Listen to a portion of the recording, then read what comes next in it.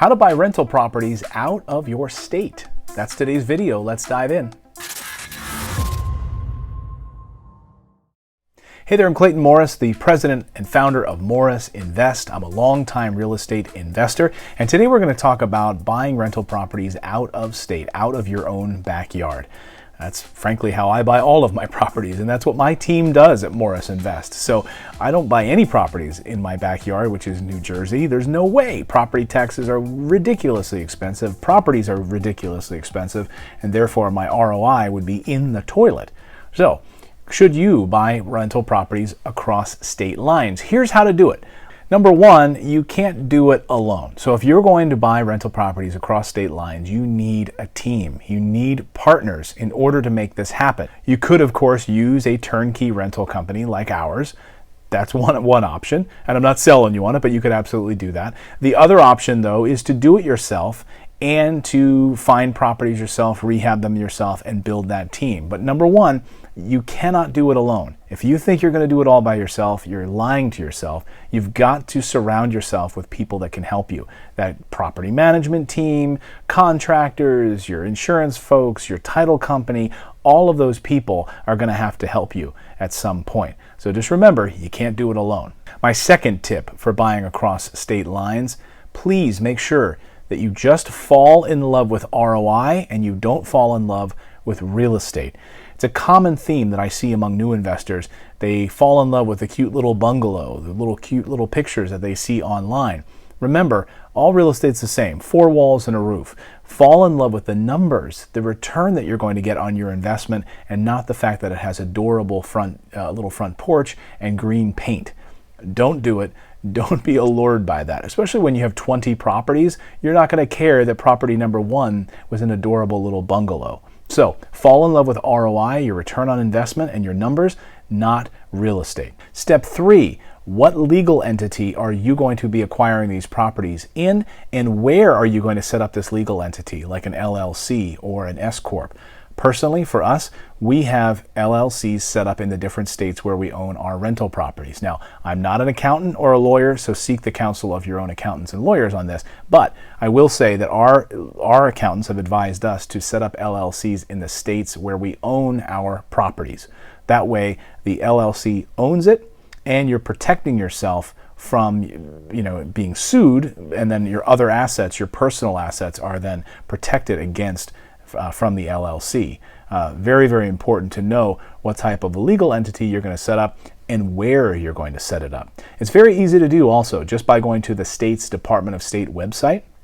So if you're buying them, for instance, in Michigan, you would go to state.michigan.gov and click on the Start New Business tab, and you can be up and running in moments. It's usually like $100 to set up an LLC. Number 4, property management. If you're going to buy out of state, don't think that you're going to manage that property by yourself, okay? You're going to need a property management team that's going to be able to be there on the ground, deal with the Board of Health when they decide to drive by and send a violation letter. They can handle it. They can get right out to the property, make sure that the branches are removed from the gutter, make sure that the debris and trash is out of the yard, whatever it is. But you need a great property management team that can manage your property from afar. You do not want to try to do it. You do not want to try to receive phone calls at 2 in the morning from an angry tenant because you are an absentee landlord. Don't do it. Don't make that mistake. Number 5, this might be the most important tip. Do some research, but not too much research. I see analysis paralysis all the time for people who rely on the internet. Now, look, let's be honest. You're out of state, so you're going to spend a lot more time on the internet doing research about the properties and areas and neighborhoods that you're going to buy, and that's fine. But remember that the internet can only get you so far, and at some point you've just got to take action. Get a good idea of your returns, make sure you know your ROI, make sure you've got a great property management team, and don't spend too much time hanging out in internet forums and reading crime data websites, which are mostly inaccurate to begin with. So spend a little time doing your research, but don't let it be debilitating and stop you from taking action. It's really, really important. Step 6 in my process of buying out of state, get an inspection. This is incredibly important. So you're buying a property, maybe it's already rented or maybe it doesn't need any work, so to speak. get an inspection on the property. Now, chances are if you're working with a great team, they're going to go through line by line on that inspection and try to square any inaccuracies or problems with the property. Inspectors are paid to nitpick, so they're going to find anything. They're going to find tons of stuff. I mean, that's what they do. So I love inspectors, but they're going to find stuff. That's what they do. Some of it may be totally irrelevant, right, to turning it into a great rental property. But some of it might be important. And therefore, you can square that with your contractors, making sure that they are fixing this, taking care of that. But get an inspection. Let the realtor know if you're working with a realtor, you want to get an inspection on the property. You're going to spend $500, whatever it is, but then you have all of that documentation there. You can hire a contractor to come in. Maybe it's going to cost you $10,000, $15,000, $20,000 to rehab the property, but now you know all of the things that you want to fix in the property, and you can hand that right over to your contractor to get it up and running and get it fixed.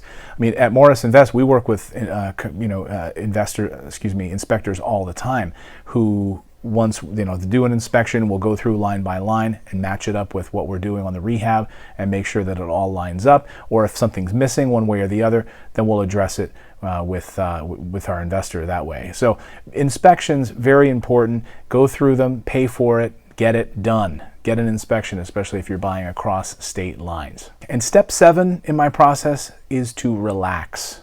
Okay, if you are buying rental property for positive cash flow and creating more legacy wealth in your life, that's the whole point. So sit back and let those rent checks start to come in, and don't nitpick over every little thing, and don't be annoying. You're going to cause yourself way more stress than you need to. If you and your wife sat down, or your wife and husband sat down, and your plan was to acquire 20 rental properties and create a certain amount of cash flow, and that cash flow is starting to come in, and you're on property 3 and property 4 now, and you start to see that cash flow coming in every month like clockwork, relax, enjoy it. Go take that vacation that you wanted to take. But that's the whole point of creating cash flow, is to enjoy it, to create that life that you want, to create that financial freedom, right? So sit back, relax, and enjoy the rental property experience that you're on. Click on the subscribe button over here and become a member of our community. We publish videos multiple times a week, and of course you can click on any of the other playlists that we have in our description for this video below. We'll see you back here next time, everyone. Go out there, take action, and become a real estate investor, and relax.